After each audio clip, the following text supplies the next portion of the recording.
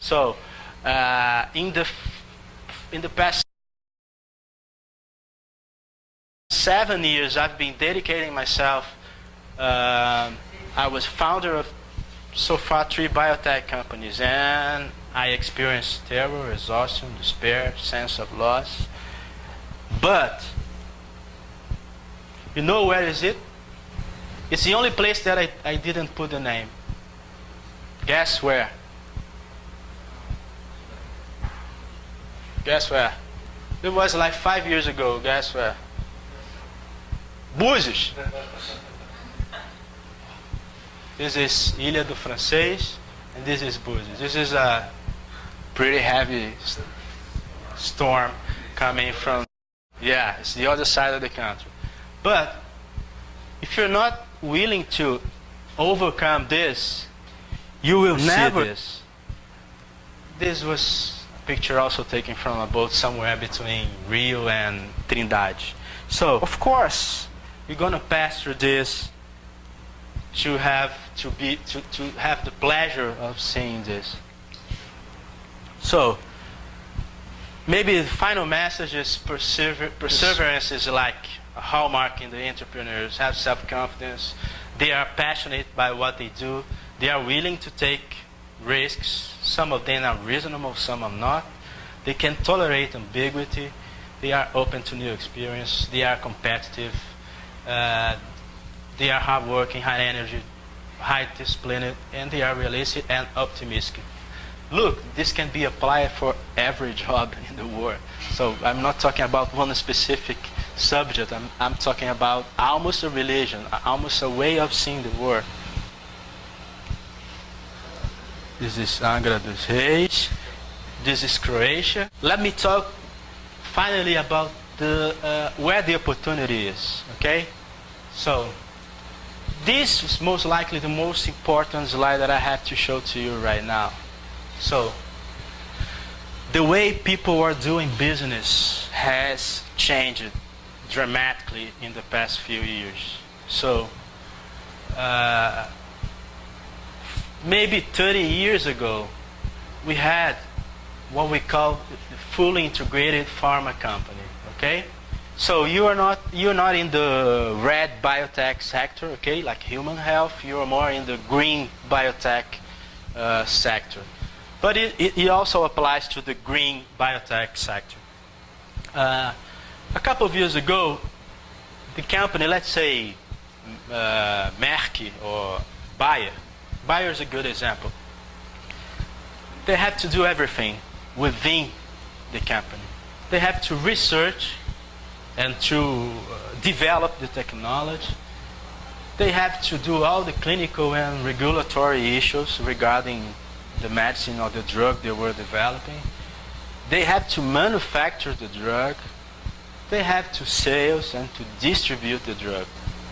One company doing everything. It doesn't exist. This model doesn't exist anymore. So that's what gives us in the academia the opportunity to create venture, to create value.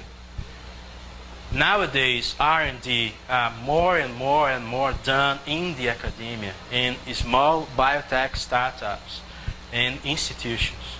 So the big company, they don't have to keep a very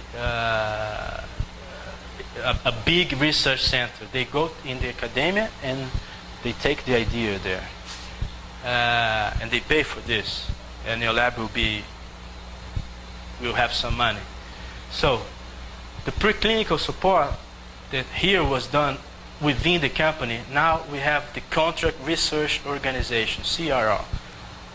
The clinical development, the same thing. The manufacturing, the same thing.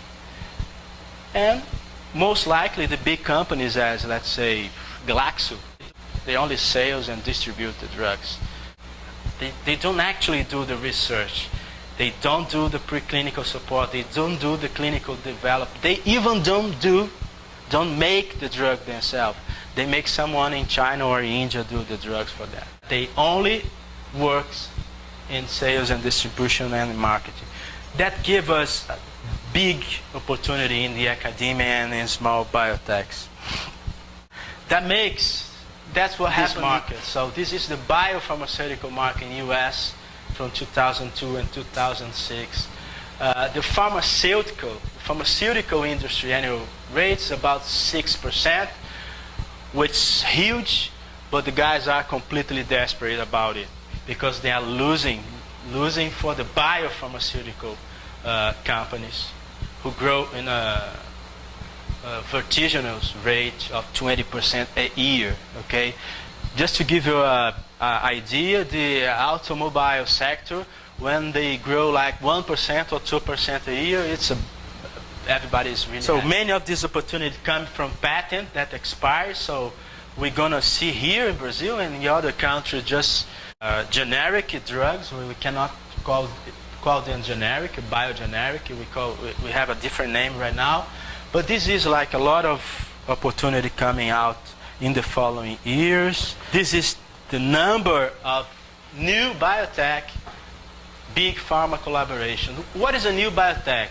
It's most likely 80% of the case is a startup who was created within the university, who has nothing more than 20 employees that has something new. Most likely they don't have product, they have patents. They have a very good antibody, they have a very good diagnostic kit, they have a very good whatever they have. And then there's a big pharma who is a company who has 5,000 employees, go there and say, okay, I want you now, I want your idea. And this is what happened in the past few years. Number of collaborations in small, new biotechs and big pharma. The next panel gives a more broad idea. We are talking about partners here, everybody, and they have something common. You guys, you have heard about one of them, but never have heard about the other. Everybody know what is GSK? Who have heard about GMAB? Everybody know about what Bayer is, but who is Nuvelo? Everybody know what Novartis, but who is Aztecs? So we're talking about really small companies.